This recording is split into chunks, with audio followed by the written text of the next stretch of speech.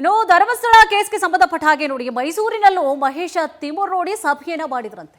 ಮೈಸೂರಿನ ಸರ್ಕಾರಿ ಅತಿಥಿ ಗೃಹದಲ್ಲಿನ ಫೋಟೋ ಇದೀಗ ವೈರಲ್ ಆಗ್ತಾ ಇದೆ. ಹಳೆಯ ಫೋಟೋ ಇದೀಗ ವೈರಲ್ ಆಗ್ತಾ ಇದೆ. ಮೈಸೂರಿನಲ್ಲಿ ಸಭೆಯನ್ನ ಮಾಡಿದ್ರಂತೆ ತಿಮುರೋಡಿ.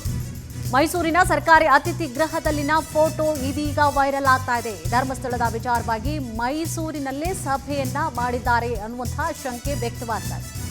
2 ವರ್ಷದ ಹಿಂದಿನ ಫೋಟೋ ಇದೀಗ ವೈರಲ್ ಆಗ್ತದೆ. 2 ವರ್ಷದ ಹಿಂದಿನ ಫೋಟೋ ಅಂದ್ರೆ ಲೆಕ್ಕಾಚಾರ ಮಾಡಿ ಎಷ್ಟು ವರ್ಷಗಳ ಹಿಂದಿನಿಂದಲೂ ಕೂಡ ಧರ್ಮಸ್ಥಳ ವಿಚಾರಕ್ಕೆ ಸಂಬಂಧಪಟ್ಟ ಹಾಗೆ ಅಪಪ್ರಚಾರವನ್ನ ಮಾಡಬೇಕು ಅಂತ ಹೇಳಿ ಹುನ್ನಾರವನ್ನ ವರ್ಷಾನುಗಟ್ಟಲೆಯಿಂದಲೇ ಮಾಡ್ಕೊಳ್ತಾ ಇದ್ರು ಅನ್ನೋದಕ್ಕೆ ಒಂದು ಪ್ರಮುಖವಾದಂತಹ ಸಾಕ್ಷಿಯ ರೀತಿಯಾಗಿ ಈಗಾಗಲೇ ಶಂಕೆಗಳು ಕೂಡ ವ್ಯಕ್ತವಾಗ್ತಾ ಇದೆ. ಜೊತೆಗೆ ಈಗಾಗಲೇ ಗಿಳಿಯಾರ್ ಅವರು ಕೂಡ ಅವರ ಪಕ್ಕದಲ್ಲಿ ಇರುವಂತಹ ದೃಶ್ಯಾವಳಿಯನ್ನ ಕೂಡ ಗಮನಿಸ್ತಾ ಇದೆ. ಈಗ ಧರ್ಮಸ್ಥಳ ಪ್ರಕರಣಕ್ಕೆ ಸಂಬಂಧಪಟ್ಟ ಹಾಗೆ ಪರ ವಿರೋಧ ವ್ಯಕ್ತಿಗಳು ಇವರು.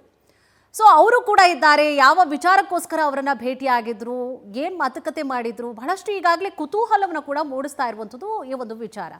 ಎಸ್, ಇದೇ ವಿಚಾರಕ್ಕೆ ಸಂಬಂಧಪಟ್ಟ ಹಾಗೆ ಮತ್ತಷ್ಟು ಅಪ್ಡೇಟ್ಸ್ಗಳನ್ನ ಕೂಡ ನೀಡ್ತಾ ಹೋಗ್ತಾರೆ ನಮ್ಮ ಪ್ರತಿನಿಧಿ ರೂಪೇಶ್. ಈಗಾಗಲೇ ಬಹಳಷ್ಟು ಈಗ ಈ ಫೋಟೋ ಏನು ವೈರಲ್ ಆಗ್ತಾ ಇದೆ, ಈಗ ಪರ ವಿರೋಧವನ್ನ ವ್ಯಕ್ತಪಡಿಸುವಂತಹ ವ್ಯಕ್ತಿಗಳು ಇಬ್ರು ಕೂಡ ಒಂದು ಫೋಟೋದಲ್ಲಿ ಇರುವಂಥದ್ದು. ಅಂದ್ರೆ ಗಿಳಿಯಾರ್ ಮತ್ತು ತಿಮರೋಡಿ ಅವರು ಧರ್ಮಸ್ಥಳ ಪ್ರಕರಣಕ್ಕೆ ಸಂಬಂಧಪಟ್ಟ ಹಾಗೆ ಯಾವಾಗ ತೆಗ್ದಿದ್ದ ಫೋಟೋ ಇದು, ಜೊತೆಗೆ ಯಾವ ಕಾರಣಕ್ಕೋಸ್ಕರ ಭೇಟಿಯಾಗಿದ್ರು, ಏನಿದು ವಿಚಾರ? ಧರ್ಮಸ್ಥಳ ವಿರುದ್ಧ ಷಡ್ಯಂತ್ರ ಆಗಿತ್ತು ಅಂತ ಹೇಳಿ ಸ್ಪಷ್ಟವಾಗಿ ಗೊತ್ತಾಗ್ತಾ ಇದೆ. ಅದೇ ರೀತಿಯಾಗಿ ಈ ಪ್ರಕರಣ ಎಲ್ಲೆಲ್ಲಿ ಹೋಗುತ್ತೆ ಅಂತ ಕೇವಲ ಉಜಿರೆ, ಬೆಳ್ತಂಗಡಿ, ಧರ್ಮಸ್ಥಳದತ್ತ ಮಾತ್ರ ಇಲ್ಲ, ದೆಹಲಿವರೆಗೂ ಕೂಡ ಹೋಗಿ ಬಂದಿತ್ತು. ಅದಾದ ಬಳಿಕ ಮಂಗಳೂರಿನಲ್ಲಿ ಕೂಡ ಸಂಚಾಗಿತ್ತು ಧರ್ಮಸ್ಥಳದ ವಿರುದ್ಧ ಅಂತ ಹೇಳಿ ಗೊತ್ತಾಗ್ತಾ ಇತ್ತು. ಅದೇ ರೀತಿಯಾಗಿ ತಿಮರೋಡಿ ಮೈಸೂರಿನಲ್ಲಿ ಕುಳಿತು ಕೂಡ ಷಡ್ಯಂತ್ರಗಳನ್ನು ಮಾಡಿದ್ದಾರೆ ಅನ್ನೋದಕ್ಕೆ ಒಂದು ಫೋಟೋ ವೈರಲ್ ಆಗ್ತಾ ಇದೆ. ಈ ಫೋಟೋನ ವೈರಲ್ ಮಾಡಿದ್ದು ಪತ್ರಕರ್ತ ವಸಂತ್ ಗಿಳಿಯಾರ್. ಹೀಗಾಗಿ ವಸಂತ್ ಗಿಳಿಯಾರ್ ಇಂಟರ್ವ್ಯೂ ಮಾಡ್ಲಿಕ್ಕೋಸ್ಕರವಾಗಿ ಮೈಸೂರಿಗೆ ಹೋಗಿದ್ರು. ಈ ಸಂದರ್ಭದಲ್ಲಿ ಲೆಕ್ಕ ಅಂತ ಹೇಳಿದ್ರೆ ಈಗ ಪ್ರಕರಣ ಸಂಬಂಧಪಟ್ಟಂತೆ ಶಿರುವಿನಲ್ಲಿ ಯಾರೇ ಷಡ್ಯಂತ್ರಗಳ ಬಯಲಾಗತ್ತಲ್ಲ, ಆ ಶಿರುವಿನಲ್ಲಿ ಅವ್ರದೇ ಒಂದು ಖಾಸಗಿ ಚಾನಲ್ಗೆ ಇಂಟರ್ವ್ಯೂನ ಮಾಡ್ಲಿಕ್ಕೆ ಹೋಗಿದ್ರು. ಈ ಸಂದರ್ಭದಲ್ಲಿ ತೆಗೆದಂತ ಫೋಟೋ, ಆ ಸಂದರ್ಭದಲ್ಲಿ ಮೈಸೂರಿನಲ್ಲಿ ಇಂಟರ್ವ್ಯೂ ಕೊಡ್ತೇವೆ ಅಂತ ಹೇಳಿ ತಿಮರೋಡಿ ಅವರು ಹೇಳಿದ್ರು. ಹೀಗಾಗಿ ಆ ಗಿಳಿಯಾರ್ ಅವರು ಇಂಟರ್ವ್ಯೂ ಮಾಡಿದ ಬಳಿಕವಾಗಿ ಈ ಒಂದು ಫೋಟೋವನ್ನು ತೆಗಿತಾರೆ. ಆ ಸಂದರ್ಭದಲ್ಲಿ ತಿಮರೋಡಿ ಮೈಸೂರಿನಲ್ಲೇ ಇದ್ರು ಅನ್ನೋ ವಿಚಾರ. ಅದೇ ರೀತಿ ಒಂದಿನಲ್ಲ ಒಂದು ಸಾಕಷ್ಟು ದಿನಗಳ ಕಾಲ ಮೈಸೂರಿನಲ್ಲಿ ಇದ್ರು ಅನ್ನೋ ವಿಚಾರ. ಹೀಗಾಗಿ ಪೊಲೀಸರು ಕೂಡ ಡೌಟ್ ಬರ್ತಾ ಇದೆ.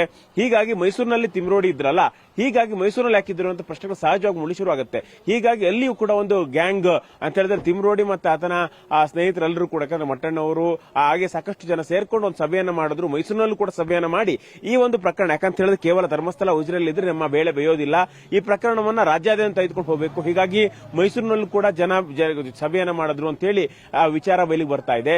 ಹೀಗಾಗಿ ಒಟ್ಟಿಗೆ ಕಾಣಿಸ್ಕೊಂಡ್ರು ಅಂತ ಹೇಳಿದ್ರೆ ಅವಾಗ ಇಂಟರ್ವ್ಯೂ ಮಾಡ್ಲಿಕ್ಕೋಸ್ಕರವಾಗಿ ತಿಮರೋಡಿ ಅವ್ರನ್ನ ಇಂಟರ್ವ್ಯೂ ಮಾಡ್ಲಿಕ್ಕೋಸ್ಕರ ಮೈಸೂರಿಗೆ ಹೋಗಿದ್ರು. ಯಾಕಂತ ಹೇಳಿದ್ರೆ ಅವ್ರು ಇಲ್ಲಿ ಅಪಾಯಿಂಟ್ಮೆಂಟ್ ಕೊಟ್ಟಿರಲ್ಲ, ಮೈಸೂರಿನಲ್ಲಿ ಅಪಾಯಿಂಟ್ಮೆಂಟ್ ಕೊಟ್ಟಿರ್ತಾರೆ.